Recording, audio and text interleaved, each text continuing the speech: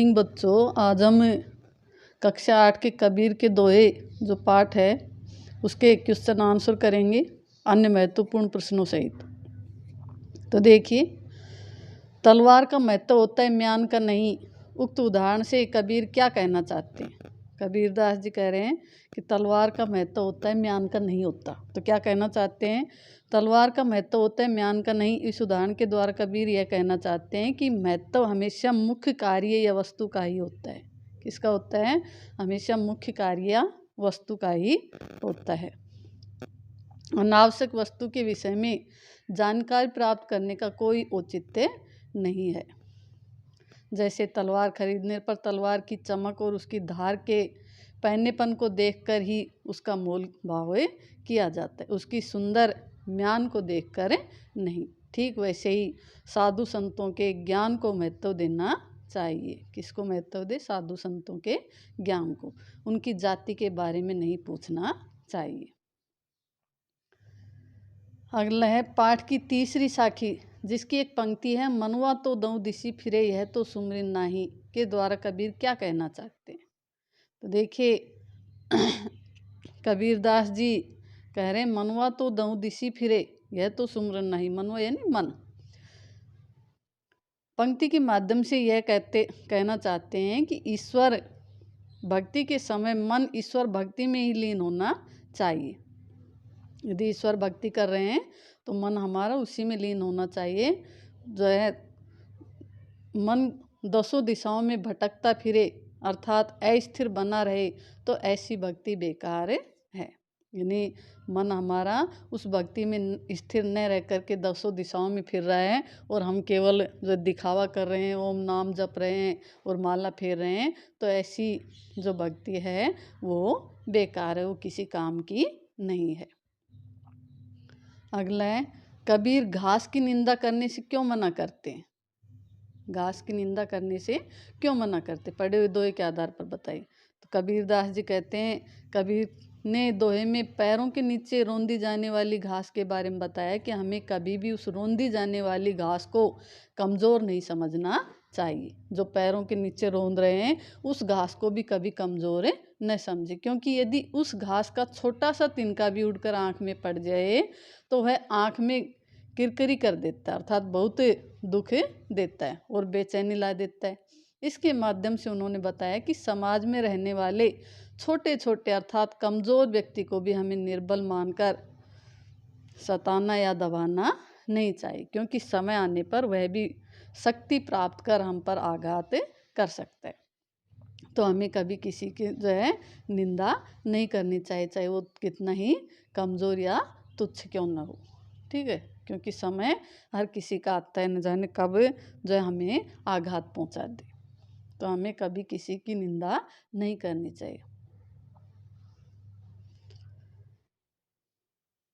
अगला है, मनुष्य के व्यवहार में ही दूसरों को विरोधी बना लेने वाले दोष होते हैं। यह भावार्थ किस दोहे में व्यक्त होता है? नहीं, ऐसा कौन सा दोहा है ये कहता है कि मनुष्य का व्यवहार ही दूसरों को विरोधी बना लेता है? तो ये कौन सा दोहा है?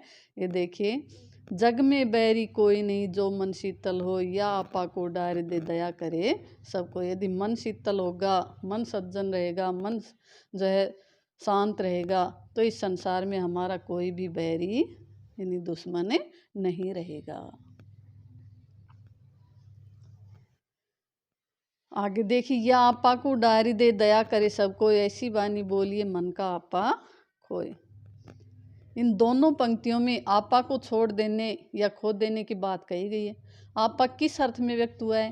क्या आपा स्वार्थ के निकट का अर्थ देता है या घमंड का? तो देखिए, यहाँ आपा शब्द का प्रयोग घमंड अर्थात अहंकार के लिए प्रयुक्त हुआ है।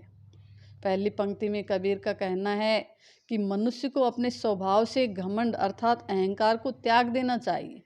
नहीं, कभी घमंड नहीं करना चाहिए, उसको हमेशा से त्याग देना अपने स्वभाव से, ताकि सभी उसके प्रति कृपा का भाव रख सके। जब हमारे मन में किसी प्रकार का घमंड नहीं होगा तो सब हमारे प्रति कृपा का भाव रखेंगे।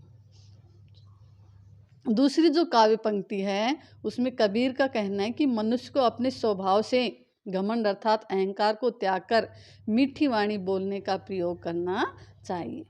ताकि सभी उसके प्रति अपनत्व का भाव रखें, सभी उसे अपना समझें। जब मीठे बोलेंगे तो सभी उसे अपना समझेंगे। अगला है, आपके विचार में आपा और आत्मविश्वास में तथा आपा और उत्साह में क्या कोई अंतर हो सकता है, स्पष्ट कीजिए।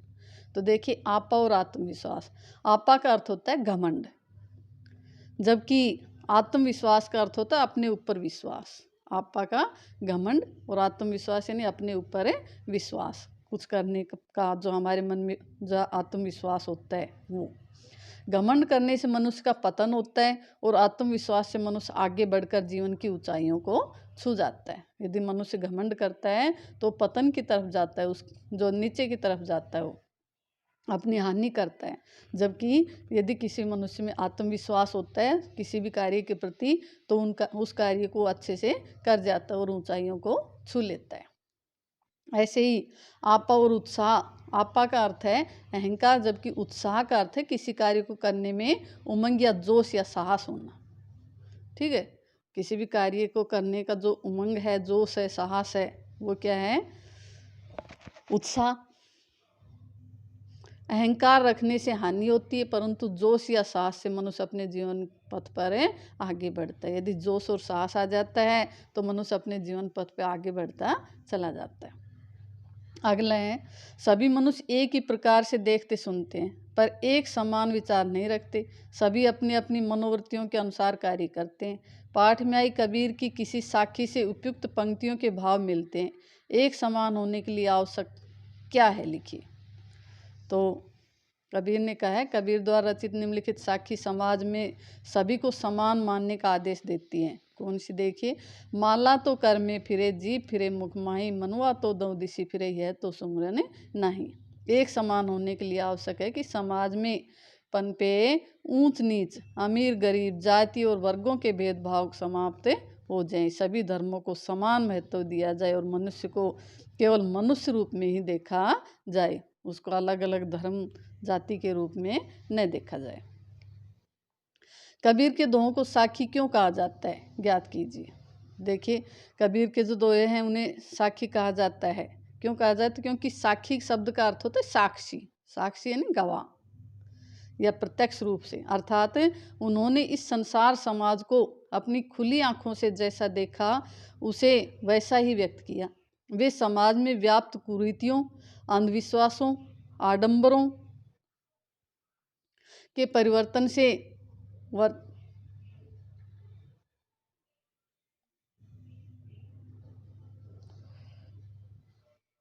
आत्मविश्वास, आडंबरों, मन तो दसों दिशाओं में घूम रहा हो और हाथ में माला हो तथा जीभ मुख में चल रही हो, ऐसी स्थिति में की जाने वाली भक्ति कोई लाभ नहीं देती है। ऐसी भक्ति का कोई लाभ नहीं है। कबीर की साखियाँ क्या संदेश देती हैं? कबीर जी की साखियाँ हमें क्या संदेश देती? कबीर की साखी यह संदेश देती कि हमें साधु जन की जाति न पूछकर उससे ज्ञान प्राप्त कर लेना चाहिए, किसी को अपशब्द नहीं कहने चाहिए, अपने मन को एकाग्र करके ईश्वर की भक्ति करनी चाहिए, पाप से बचना चाहिए, समाज में सभी को समान भाव से देखना चाहिए और मन जो है उसको हमेशा शांत रखना चाहिए।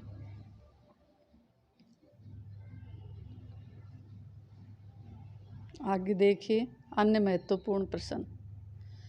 कबीर के अनुसार तलवार खरीदते समय मोल भाव करना चाहिए।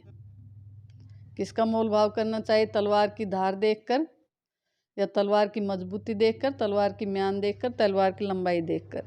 तो किसकी? तलवार की धार देख करके हमें मोल भाव करना चाहिए। कबीर जी के अनुसार मनुष्य का मन होना चाहिए। मनुष्य का मन कैसा होना चाहिए? निर्मल, कठोर, शांत या पवित्र। तो कैसा मन होना चाहिए? हमेशा निर्मल मन होना चाहिए। कबीर के अनुसार मनुष्य को मतलब रखना चाहिए, ज्ञान की बातों से, स्वार्थ की बातों से, दया धर्म की बातों, संसार की बातों से। तो मनुष्य को किससे मतलब रखना चाहिए? हमेशा ज्ञान की बातों से। कबीर के अनुसार मनुष्य को अपनी वाणी और व्यवहार में बनाए रखनी चाहिए। अपनी वाणी और व्यवहार में क्या बनाए रखना है हमें? कठोरता, शीतलता, सरलता, दया भाव। तो क्या बनाए रखना है? शीतलता। कबीर ने किसकी जाति पूछने से मना किया है? तो कबीर ने साधु की, विद्वान की, महाजनों की, निर्धन की। तो साधु की यानी सज्जन पुरुष की जाति पूछने से मना किया। एक गाली अनेक कब हो जाती है? बढ़ाने पर, उल्टा देने पर, बोलने पर, चुप रहने पर। जब हमें उल्ट देते हैं यानी उसको जो है कोई हमें गाली देता है, हम उल्टा उसको बोल देते हैं, तो वो अनेक हो जाती है। कबीर के अनुसार ईश्वर की भक्ति कैसे की जा सकती है? हाथ में माला लेकर, राम नाम का जप करके। तो हमें ईश्वर की भक्ति कैसी करनी चाहिए? एकाग्रचित होकर के, हमें जो है मन को एकाग्रचित करके ईश्वर की भक्ति करनी चाहिए। किसी भी मनुष्य को कैसा नहीं समझना चाहिए? छोटा या कमज़ोर, बड़ा या श्रेष्ठ, शत्रु या मित्र, चोर या साहूकार। तो छोटा या कमज़ोर नहीं समझना चाहिए। मनुष्य को किसका त्याग करना चाहिए? प्रेम का, छल कपट का, वैर भाव का, अहंकार का। तो हमें किसका त्याग करना है? अहंकार का त्याग करना चाहिए। आपा शब्द का प्रयोग किस अर्थ में किया गया है?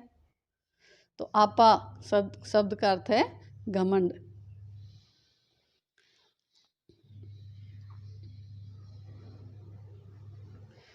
साधु से क्या पूछना चाहिए और क्या नहीं? तो साधु से ज्ञान पूछना चाहिए और उसकी जाति नहीं पूछनी चाहिए। कबीर ने किसे उलटने के लिए नहीं कहा है? कबीर ने गाली को उलटने के लिए नहीं कहा है। कबीर किस भक्ति को ईश्वर की सच्ची भक्ति मानते हैं? कबीर आडंबर पूर्ण दिखावे की भक्ति को ईश्वर की सच्ची भक्ति मानते हैं। किसका त्याग करने पर मनुष्य का मन शांत हो जाता है? घमंड। घमंड का त्याग करने पर मनुष्य का मन शांत हो जाता है। तलवार का मोल करने और म्यान का मोल न करने से कबीर ने क्या संदेश दिया है? कबीर ने संदेश दिया है कि साधु संत के शरीर की बाहरी वेशभूषा या आकार न देखकर उसके ज्ञान की परख कर लेनी चाहिए। निम्नलिखित पंक्तियों का भाव स्पष्ट कीजिए। या आपा को डारी दे, दया करे सबको। इसका भाव है कि मनुष्य घमंड न करे, विनम्र एवं सरल स्वभाव करे, तो उस पर सब दया करते हैं।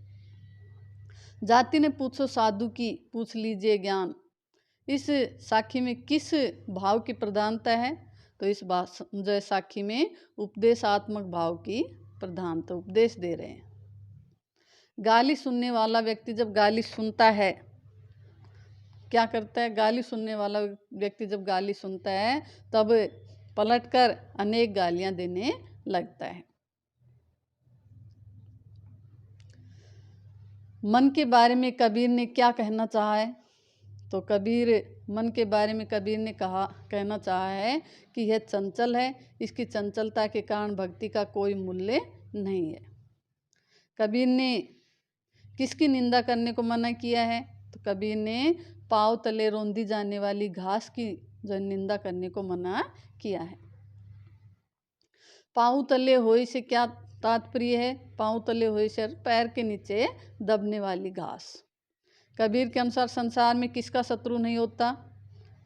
इस संसार में जिस मनुष्य का मन शांत और निर्मल होता है उसका कोई इस संसार में शत्रु नहीं होता। मनुष्य को किस दुर्गुण का त्याग कर देना चाहिए? तो मनुष्य को अहंकार रूपी दुर्गुण का त्याग कर देना चाहिए। एक से अनेक गालियां कब हो जाती हैं? जब कोई व्यक्ति किसी को एक गाली निकालता है तब दूसरा उसके जवाब में पलटकर गाली देने लगता है, तो इस प्रकार एक गाली अनेक में बदल जाती। कबीर ने घास के माध्यम से क्या कहना चाहा है? हमें कभी भी किसी भी मनुष्य को छोटा या कमज़ोर नहीं समझना चाहिए, क्योंकि शक्ति और अवसर पाकर पैरों तली घास के तिनके की तरह वह भी हमें शारीरिक एवं मानसिक जो है कष्ट पहुंचा सकता है। गाली की संख्या एक कैसे रह सकती है? जब कोई व्यक्ति हमें गाली निकाले और हम उसका उत्तर मौन रहकर दें, इस स्थिति में गाली की संख्या एक की एक ही रह सकती है। कबीर ने मनुष्य को अहंकार छोड़ने का संदेश क्यों दिया है? कबीर ने मनुष्य को अहंकार छोड़ने का संदेश इसलिए दिया है क्योंकि जो अहंकार त्याग देता है उस पर सभी कृपा भाव बनाए रखते हैं और उसके मन को शक्ति मिलती है। कबीर ने कैसी भक्ति को निष्फल बताया है? कबीर ने भक्ति के संबंध में बताया कि जब हमारा जो है मन चारों दिशाओं में घूमता रहता है और हमें हाथ में माला लेकर फेरते रहते हैं और मुंह में राम का नाम लेते हैं और मन एकाग्रचित नहीं रहता है, ऐसी भक्ति निष्फल होती है, वो कोई फल देने वाली नहीं है। तो ये हमने अन्य महत्वपूर्ण सहित सभी प्रश्नों के उत्तर किए। थैंक यू बच्चों, धन्यवाद।